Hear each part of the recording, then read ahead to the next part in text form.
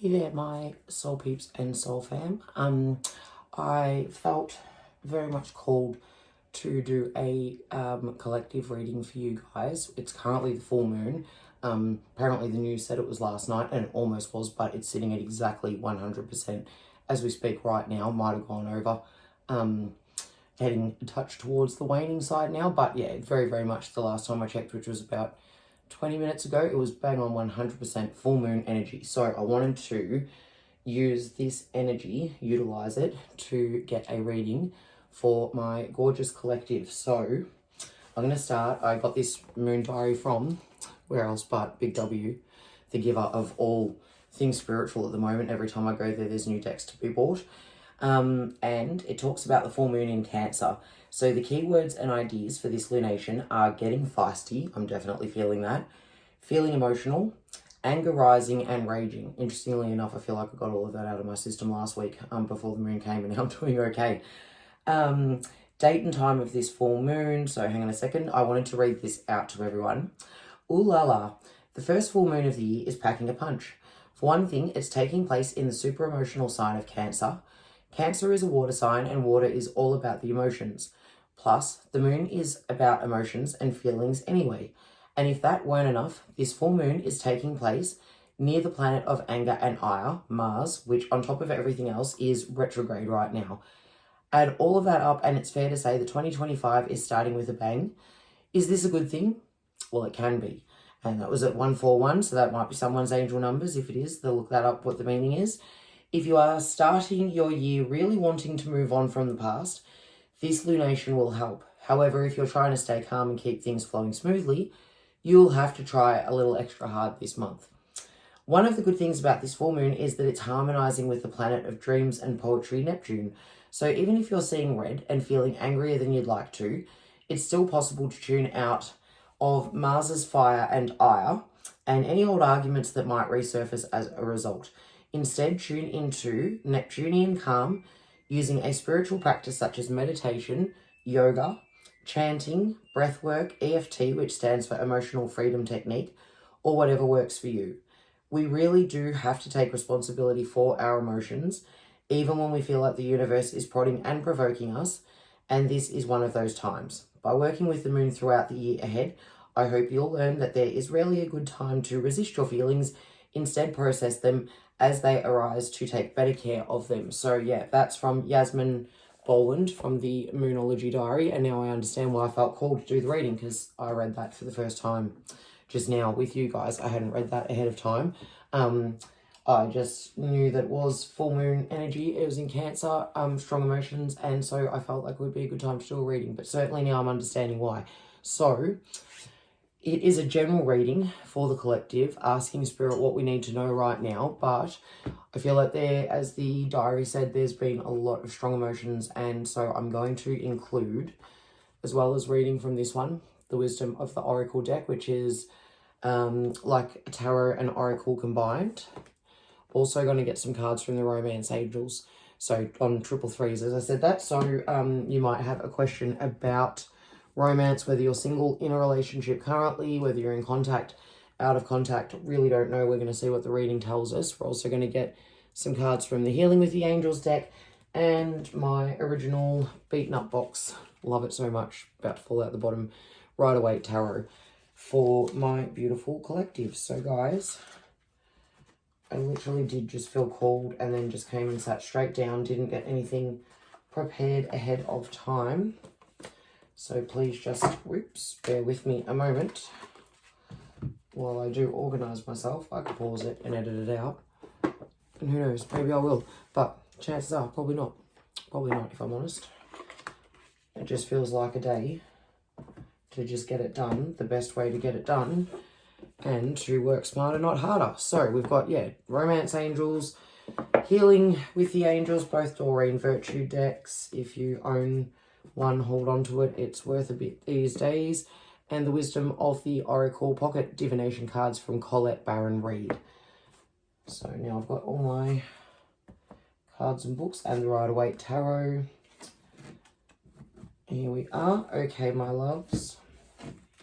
So, starting with my Rider-Waite, clear the energy of the deck and asking Spirit for a message. What does my collective need to hear right now? What is the message that you have for us in this full moon energy? Here we go. I'm going to take all of those. Thank you, Spirit. So lots and lots of wands already, or a couple of ones I can see. Interesting. So yeah, the energy that I feel like everyone's come into 2025 with, honestly, feeling a little bit beaten up. Got a head injury, feeling a little bit insane in the membrane. So find a fill-in delegate. Take a break. Refresh. You have done all you can. There is no more that you can do. Don't be a martyr. It is time to rest and defend. So you could be feeling like you've had to defend your position in something, maybe in a relationship, maybe in a work situation. You have been working very hard, and what you are working on is likely to be sustainable and continue to grow into something lasting. So personal power is growing. People are taking notice. Resolute use of time and energy. Slow and steady. Focus on the long run and consistent steps. So yeah, so maybe you've been really busting your chops working on something, and it is, if it doesn't feel like it has been growing into something, it has been, whether it is a relationship, a new project, business idea, work situation, it definitely is growing into something, but you're being asked to slow down and, interestingly, to take a leap into something. So it could even be that you have been working really hard at something, feeling a bit beaten down by it, but starting to see that it is something that is coming into fruition, taking a bit of time out to rest, and now you are getting ready to take that leap into the next phase of things, because we've also got the Two of Wands, which is all about having options and choices. So assess the situation with patience and self-restraint. So yeah, while you're looking at leaping into something, you're asking, I believe you possibly have been working your backside off and have even been maybe looking into jumping into more things. You're being asked to hold off. Take some time and show self-restraint. Respect your own decision process. Avoid rushing into any commitments. So right now, the Fool card is saying that you want to jump into something. The Two of Wands card is saying that is not a great idea. I actually want to get some from this deck, so we're going to clear the Pocket Oracle, get a few more cards to clarify this. So it even could be a relationship. Maybe you've been having difficulties in a relationship, been feeling beaten down. You're wanting to jump into either something new with somebody new, or jump back into the relationship with the person that you're with. You're being called to just take it slow and steady. Here we go. Number 39, new life. Interesting. That makes sense with the Fool card. And I want to grab a couple more from this deck. Might try to get a fuller picture before I guess too many things of what this could be meaning, when the picture will actually show itself to me if I just have a little patience myself, show a little bit of self-restraint. Okay, so going to take from the middle, blessed. Okay, well, this one's all about having blessings in your life that you didn't actually do anything to earn.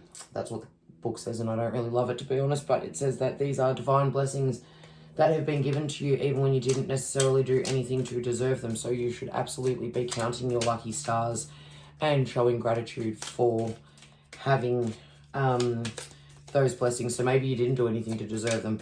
I didn't like it because I know that the blessings I've got to work my backside off for, but this is not my reading. This is your reading. Maybe you didn't do anything to deserve them. To the Sea, number 7. That's a bit reminiscent of the Six of Swords card, so I'll be interested to see what that's got to say. And the base of the deck, Round and Round, number 25. Okay, so go back and check the book for those in a minute, but before we do, I'm just going to grab a couple of cards from the Healing with the Angels. All right, perfect. Divine Guidance and Manifestation. Maybe you need to be bringing something, calling in some divine guidance in this situation in order to bring something that you want, this new beginning, new life, into manifestation. And I want to get a couple from the romance deck as well, just in case this is, you've got, well, just in case this is a romance reading and there is anything that you are asking about romantically interesting. Pay attention to the red flags. The signs are cautioning you. So this could be, as I said, wanting to jump back into a relationship with someone that you are already with, or wanting to jump into a new relationship with someone. And while these are romance cards, if it isn't a romance question that's on your mind at the moment, it's a work situation, friendship, or family situation, take that as it resonates. So you can take that card to apply to anyone. I'm going to grab this one. Finances and career. What was I just saying? Financial issues are a factor in your love life right now. So if you don't have a love life, that could be why. If you do have a love life, that could be causing problems. And if you're not asking at all about your love life, it could just be that finances and career are just an issue for you in your own personal life at the moment. So looking a little bit further into these Wisdom of the Oracle cards, we've got New Life 39.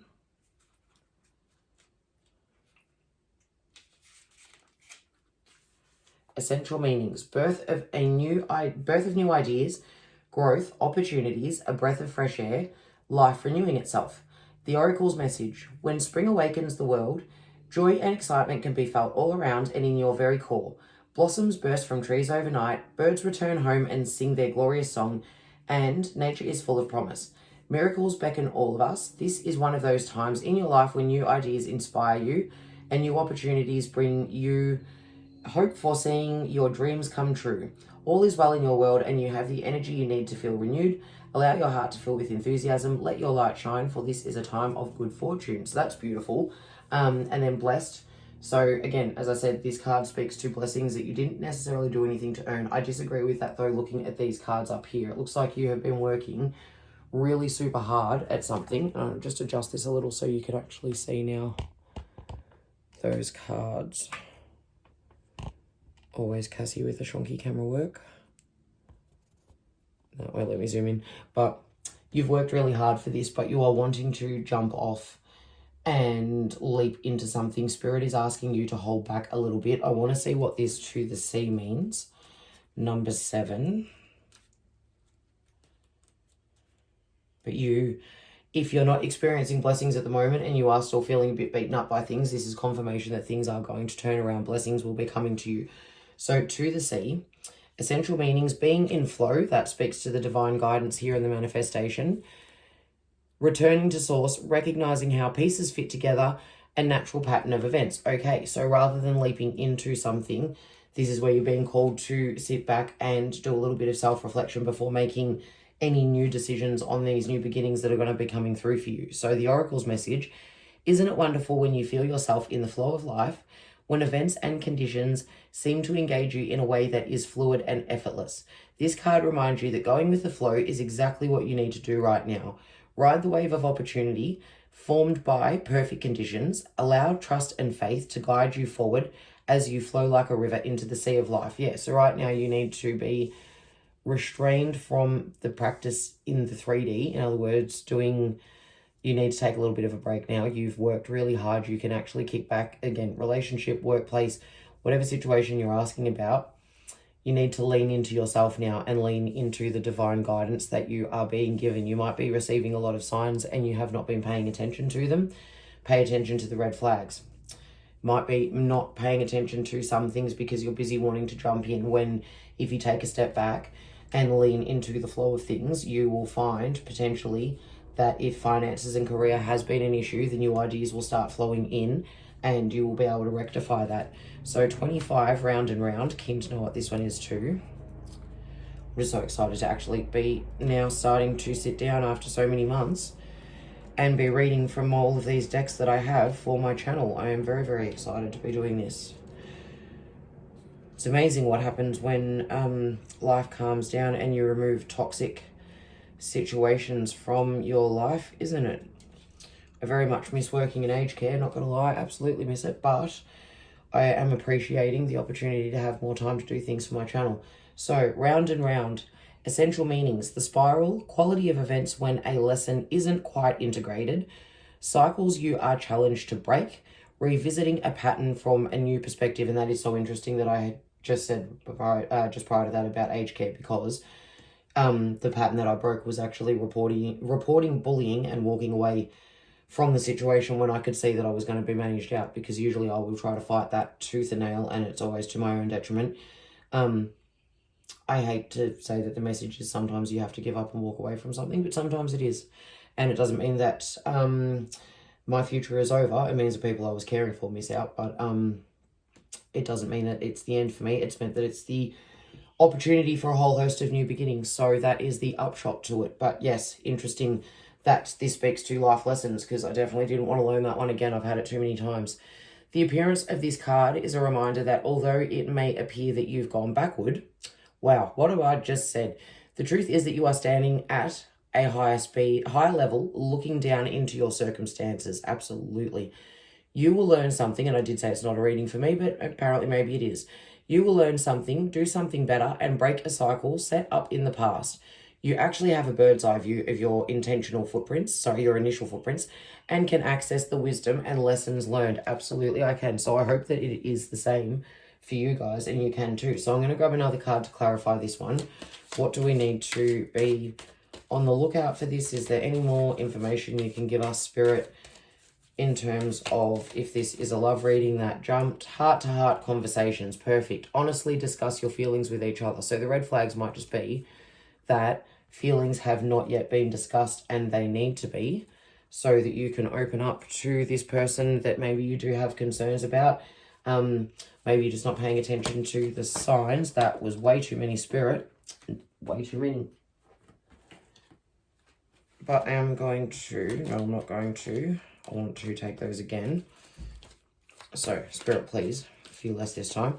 I just want to get one or two cards for my collective, just to wrap this up with a little bit of advice, as well as leaning into your faith, just having that bird's eye view of a situation at the moment, looking at it from all angles. Support. Okay, beautiful. Absolutely perfect way to finish it off. That's all of your ancestors, guys.